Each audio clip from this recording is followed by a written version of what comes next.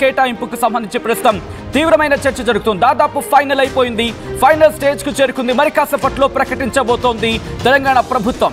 ఇంతకీ ఎవరెవరికి ఏ శాఖ దక్కబోతోంది? ప్రస్తుతం ఇదే చర్చ తీవ్రమైన చర్చ జరుగుతుంది తెలంగాణలో. గడ్డం వివేక్ ఏ శాఖ ఇవ్వబోతున్నారు ముఖ్యమంత్రి Revanth Reddy? At the same time Vakiti శ్రీహరికి ఏ శాఖ దక్కబోతోంది? అడ్లూరి లక్ష్మణ్ కు ఏ పోర్ట్ఫోలియో అందబోతోంది? ప్రస్తుతం ఇదే చర్చ తెలంగాణలో జోరందుకుంటోంది. ఈ నేపథ్యంలోనే ఆ చర్చకు సంబంధించి ఎవరికి ఏ శాఖ దక్కే అవకాశం ఉంది, ఎటువంటి చర్చ జరుగుతుందనేది మీ ముందు వచ్చే ప్రయత్నం చేస్తోంది ఆర్టీవీ. గడ్డం వివేక్ విద్యాశాఖ కేటాయించే అవకాశం ఉంది. At the same time Vakiti శ్రీహరికి దాదాపుగా హోంశాఖ కన్ఫర్మ్ అయిపోయింది. అడ్లూరి లక్ష్మణ్ కు ఎస్సీ సంక్షేమం కన్ఫర్మ్ అయింది అనే చర్చ జోరందుకుంటోంది. సో ఈ నేపథ్యంలోని గడ్డం వివేక్ విద్యాశాఖ, వాకిటి శ్రీహరికి హోంశాఖ, అడ్లూరి లక్ష్మణ్ కు ఎస్సీ సంక్షేమం దాదాపుగా ఖరారైన, దాదాపుగా ఫైనల్ అయినట్టుగా తెలుస్తోంది. ఈ ముగ్గురు ఫస్ట్ టైం ఎమ్మెల్యేలు కావడం విశేషం. ఈ ముగ్గురు కూడా మొదటిసారి ఎమ్మెల్యేలు అయ్యారు. అట్ ద సేమ్ టైం ఇప్పుడు క్యాబినెట్లోకి అడుగు పెట్టబోతున్నారు. ఇన్ఫాక్ట్ మంత్రులుగా ప్రమాణ స్వీకారం చేశారు. మరి కాసేపట్లో ఈ ముగ్గురికి శాఖల కేటాయింపు జరగబోతోంది. ఈ నేపథ్యంలో ఎటువంటి చర్చ జరుగుతోంది? ఇంకా ఏమైనా యాడ్ ఆన్ అయ్యే అవకాశం ఉందా? వీళ్ళకి ఇంకేమైనా యాడ్ ఆన్ అయ్యే అవకాశం ఉందా తెలుసుకునే ప్రయత్నం చేద్దాం. మా ప్రతినిధి మధు అప్డేట్స్ అందించేందుకు సిద్ధంగా ఉన్నారు. మధు, ఇటు వాకిటి శ్రీహరి, అడ్లూరి లక్ష్మణ్, గడ్డం వివేక్, వీళ్ళు ముగ్గురికి ఇటు ఎస్సీ సంక్షేమ శాఖ అడ్లూరి లక్ష్మణ్కి, అట్ ద సేమ్ టైం హోంశాఖ వాకిటి శ్రీహరికి, అలాగే విద్యాశాఖ గడ్డం వివేక్కు దక్కబోతోంది. దాదాపుగా కన్ఫర్మ్ అయినట్టుగా తెలుస్తోంది. ఇవే కాకుండా ఇంకేమైనా యాడ్ ఆన్ అయ్యే అవకాశం కనిపిస్తోందా? చాలా చర్చల తర్వాత, చాలా ఎదురుచూపుల తర్వాత ముగ్గురికి అవకాశం కల్పిస్తూ కాంగ్రెస్ పార్టీ అధిష్టానం నిర్ణయం తీసుకుంది ఎట్టకేలకు. కాకపోతే ఈసారి చాలా వ్యూహాత్మకమైనటువంటి నిర్ణయం కాంగ్రెస్ పార్టీ తీసుకున్నట్టుగా చర్చ సాగుతుంది. తెలంగాణలో మెజారిటీ ఉన్నటువంటి బీసీల తరఫున ఒకరికి, తర్వాత వర్గీకరణ తర్వాత ఎస్సీలంతా కూడా లాస్ట్ మొన్న ఎలక్షన్లో కాంగ్రెస్ వైపు ఉన్నారు అని అంచనాకు వచ్చిన తర్వాత వర్గీకరణ తర్వాత ఇద్దరు ఎస్సీలకి మరొకసారి అవకాశం కల్పిస్తూ నిర్ణయం తీసుకున్నారు. ఆల్రెడీ ఇద్దరు ఎస్సీలు ఉన్నారు క్యాబినెట్లో. ఒకరు ఉప ముఖ్యమంత్రి బట్టి విక్రమార్క ఉంటే ఆయన దగ్గర 2 శాఖలు ఉన్నాయి, విద్యుత్తు, ఫైనాన్స్. తర్వాత దామోదర రాజనరసింహ, ఆయన మాదిగా ఉపకులం అయినప్పటికీ కూడా ఆయన దగ్గర ఆల్రెడీ ఆరోగ్య శాఖ ఉంది దామోదర రాజనరసింహ దగ్గర. కానీ మాదిగలంతా ఒక్కతాటిపైకి వచ్చి అసలైన మాదిగలకు ఒక క్యాబినెట్లో ఒక చోటు కల్పించాలని డిమాండ్ చేయడం పైన ఒత్తిడి చేయడంతో మాదిగ సామాజిక వర్గం నుంచి అడ్లూరి లక్ష్మణ్కి కూడా ఆయనకు అవకాశం కల్పించారు. ఆల్రెడీ విప్ ఆయన. సో ఆయనకు అవకాశం కల్పిస్తూ నిర్ణయం తీసుకున్నటువంటి సిచ్యువేషన్. ఇది పక్కన పెడితే మాల సామాజిక వర్గం నుంచి మరొకరికి కూడా అవకాశం ఇస్తూ వివేక్కి అవకాశం ఇస్తూ నిర్ణయం తీసుకున్నారు. అది గతంలో ఏఐసిసి ఇచ్చిన హామీగా ప్రస్తుతం వివేక్ చెప్పే ప్రయత్నం చేస్తూ ఉన్నారు. సో ఇప్పుడు మొత్తం క్యాబినెట్లో 4 ఎస్సీ సామాజిక వర్గం నుంచి ఉన్నారు. ఇక బీసీల నుంచి మంత్రి పొన్నం ప్రభాకర్ ఉన్నారు ఆల్రెడీ.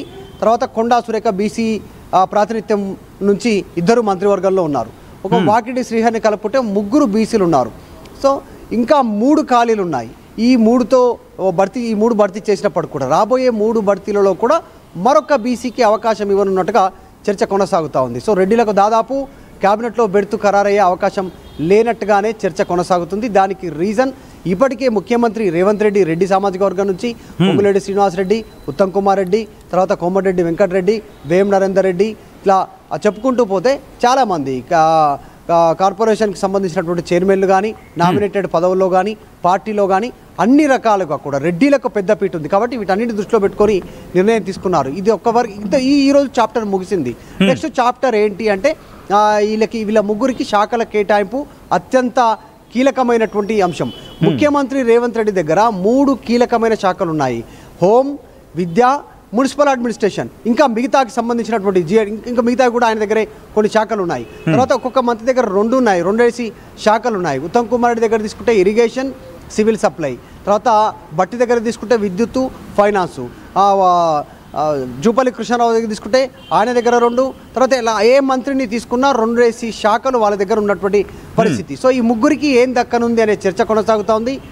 ఉమ్మడి పాలమూరు జిల్లా నుంచి ప్రాతినిధ్యం వహిస్తూ ఉన్నారు కాబట్టి వాకిటి శ్రీహరికి ఏ శాఖ ఇచ్చే అవకాశం ఉందనేటువంటి ఒక చర్చ ఒకవైపు. తర్వాత వివేక్ కాస్త ఇన్ఫ్లుయెన్స్డ్ పర్సన్, సోనియా గాంధీతో కాస్త సన్నిహితంగా ఉన్నటువంటి నాయకులు. కాకా ఫ్యామిలీ నుంచి వచ్చినటువంటి వ్యక్తి, ఆల్రెడీ ఒక టీవీ ఛానల్, ఒక పేపర్ ఉంది, బలమైనటువంటి ఆర్థికంగా బలమైనటువంటి వ్యక్తి. ఆయన ఒక మంచి శాఖను కోరుకునే అవకాశం ఉంది. అడ్లూరి లక్ష్మణ్ ఎస్సీ సామాజిక వర్గం నుంచి, మాదిగ సామాజిక వర్గం నుంచి ఆయన ఒక్కరికే అవకాశం ఇచ్చారు కాబట్టి ఆయనకు కీలకమైన శాఖ ఇచ్చే అవకాశం ఉందని చర్చ జరుగుతూ ఉంది. ముఖ్యమంత్రి దగ్గర 3 శాఖలు ఉన్నాయి. అందులో నుంచి విద్య, హోమ్, మున్సిపల్ అడ్మినిస్ట్రేషన్, లేకుంటే ఎస్సీ సామాజిక అడ్లూరు లక్ష్మణ్కి ఏ శాఖ ఇచ్చే అవకాశం ఉందనేటువంటి చర్చ అయితే కొనసాగుతుంది.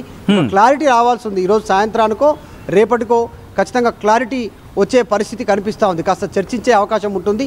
మరి ముఖ్యమంత్రి దగ్గర ఉన్నటువంటి అదనపు శాఖలను కేటాయిస్తారా, ఆల్రెడీ మంత్రుల దగ్గర ఉన్నటువంటి 2 ఎస్సీ శాఖలు ఉన్నటువంటి వాటిని విభజించి వీరికి ఇస్తారా అనేటువంటిది చర్చ అయితే కొనసాగుతుంది. చూడాలి ఎవరికి ఏ శాఖ కేటాయింపు ఉంటుందో పెద్ద ఎత్తున చర్చ కొనసాగుతుంది. అప్పుడే దీని మీద కొన్ని ఊహాగానాలు ఉన్నాయి.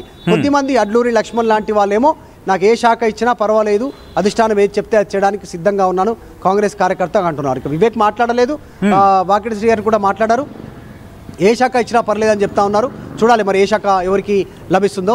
ఊహాగానాలు, వారి వర్గీయులు అనుకుంటున్నటువంటి మాట ఏమో ఒకరికి హోమ్, ఒకరికి విద్య, మరొకరికి మున్సిపల్ అడ్మినిస్ట్రేషన్, మరొకరికి ఇంకోటి, ఈ రకంగా చర్చ అయితే కొనసాగుతుంది. కానీ అధికారికంగా కన్ఫర్మేషన్ రావాల్సింది. కానీ ఇంట్రెస్టింగ్ ఇక్కడ వాకిటి శ్రీహరికి సంబంధించి మాట్లాడుకున్న సందర్భం కావచ్చు, లేకపోతే అడ్లూరి లక్ష్మణ్ విషయం కావచ్చు, ముగ్గురికి సంబంధించి మరి ముఖ్యంగా వాకిటి శ్రీహరి విషయంలో హోంశాఖ కేటాయించబోతోంది అనే చర్చ జోరందుకుంటోంది. కారణం ఏంటి? ఏ ఈక్వేషన్స్ కింద వాకిటి శ్రీహరిని హోంశాఖకు ఇన్ఫాక్ట్ ఆ చర్చ రిలేటెడ్గా ఎందుకు జరుగుతోంది? ఎగ్జాక్ట్లీ ఉమ్మడి పాలమూరు జిల్లాకి సంబంధించినటువంటి వ్యక్తి కావడము, రేవంత్ రెడ్డికి కాస్త అదే జిల్లా, రేవంత్ రెడ్డి కూడా అదే జిల్లా నుంచి ముఖ్యమంత్రి అయి ఉండడము, ఇప్పుడు ఆల్రెడీ హోంశాఖ ముఖ్యమంత్రి రేవంత్ రెడ్డి దగ్గర ఉండడం, కాస్త వాకిటి శ్రీహరికి ఇస్తే దాదాపు ఆ చర్చ రావడానికి దానికి కారణం ఏంటంటే ఉమ్మడి పాలమూరు జిల్లా నుంచి కావడమే, తనకిచ్చిన తన పరిధిలోనే ఉంటుంది అనేటువంటి ఆలోచన జరుగుతుంది. సో ఇది ఎంతవరకు నిజం అనేటువంటిది పక్కన పెడితే ఈ చర్చ రావడానికి కారణం ఇది అయిండొచ్చు అనేటువంటిది చర్చ అయితే కొనసాగుతూ ఉంది. చూడాలి ఎవరికి ఏ శాఖ కేటాయింపులు అనేటువంటిది ఫైనల్గా అధిష్టానమే డిసైడ్ చేసే పరిస్థితి ఉంది. అధిష్టానం కంటే ముందు ఇక్కడ ఉన్నటువంటి ముఖ్యమంత్రి రేవంత్ రెడ్డి కూడా సూచన చేస్తారు అధిష్టానానికి ఎవరి శాఖ ఏది కేటాయించాలనేటువంటిది. రానున్న రోజుల్లో లోకల్ బాడీ ఎలక్షన్స్ ఉన్నాయి, ఇక్కడ మేయర్ ఎలక్షన్స్ ఉన్నాయి, గ్రేటర్ హైదరాబాద్కి సంబంధించి కార్పొరేట్ ఎలక్షన్స్ ఉన్నాయి. వాటన్నిటిని దృష్టిలో పెట్టుకొని వ్యూహాత్మకంగా ముందుకు వెళ్తూ ఉన్నారు. ఇప్పటికే కొద్దిమందిని బుజ్జగిస్తున్నారు, నాయకులు అలిగినటువంటి వారిని, అందుబాటులోకి లేనటువంటి వారిని, కొద్దిమంది రాజీనామా చేస్తామంటూ బెదిరింపులకు గురి చేస్తూ ఉన్నారు, ఎమ్మెల్యేకు రాజీనామా చేస్తామని రకరకాల ప్రయత్నాలు కొనసాగుతున్నాయి. ఈ ముగ్గురికి శాఖల కేటాయింపు కూడా అధిష్టానం నిర్ణయమే ఫైనల్ అయ్యే అవకాశం ఉంది. రైట్, అంటే ఇక్కడ ఈక్వేషన్స్ గురించి మాట్లాడుకున్న సందర్భంలో కొద్దిసేపటి క్రితం మీరు అన్నట్టుగా వివిధ శాఖలకు సంబంధించి, ఎందుకంటే ఒక్కొక్క మంత్రి దగ్గర మరి ముఖ్యంగా మీరు జూపల్లి కృష్ణారావుకి సంబంధించి ఎక్సైజ్ ఉంది, పర్యాటకం ఉంది, అట్ ద సేమ్ టైం పురావస్తు ఉంది. భట్టి విక్రమార్కి సంబంధించి మాట్లాడుకున్న సందర్భంలో డిప్యూటీ సీఎం అయినా అట్ ద సేమ్ టైం ఆర్థిక శాఖ ఆయన దగ్గర ఉంది. ఇలా దాదాపుగా 12 ఇన్ఫాక్ట్ ముఖ్యమంత్రితో కలిపి 12 మంది దగ్గర కూడా దాదాపుగా ఎక్సెప్ట్ సీతక్క దగ్గర